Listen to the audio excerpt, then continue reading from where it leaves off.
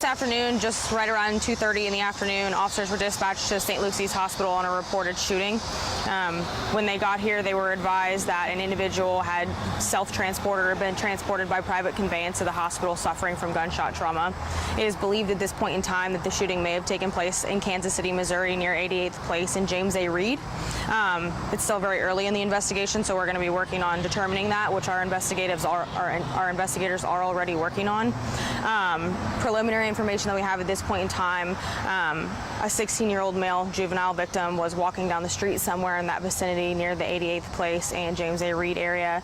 He overheard a sound of gunshots and realized he had been struck by gunfire.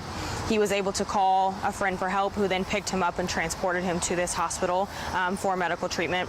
When he responded here, all medical staff and medical professionals did everything that they could to perform life-saving measures. Unfortunately, he was subsequently pronounced deceased as a result of the gunshot wound that he sustained. As I said, it's still very early in the investigation. We don't have any suspects identified at this point in time, and we don't have anyone in custody. We're, of course, going to be working really quickly to determine what happened, why it happened, who's responsible, but we also need to make sure that we're able to locate a crime scene as well. So those are all things that, again, we're working on. That's all we really have at this point in time, and the investigation is going to be ongoing. Yeah. Questions?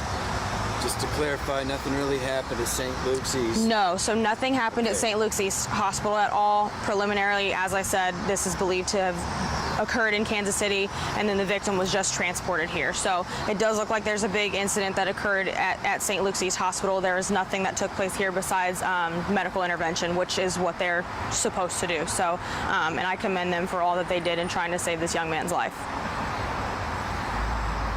Has it affected hospital operations at all, or ER? That I'm not really sure. I mean, I would like to think that they're still going to be able to continue operating in a normal capacity. That's not something that I know. The hospital would probably be better suited to answer that question, but at this point in time, I haven't seen anything that's hindered what they've got going on. I've seen patients coming in and out as normal. Yeah. Do we know what number homicide is? This would be 108. 108. Yep. Yep.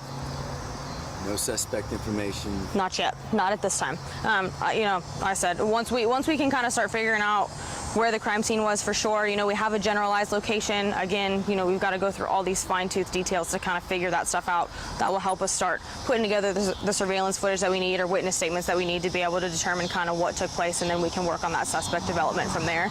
But at this point, it's just too early. Is there an investigation going on where you have an idea?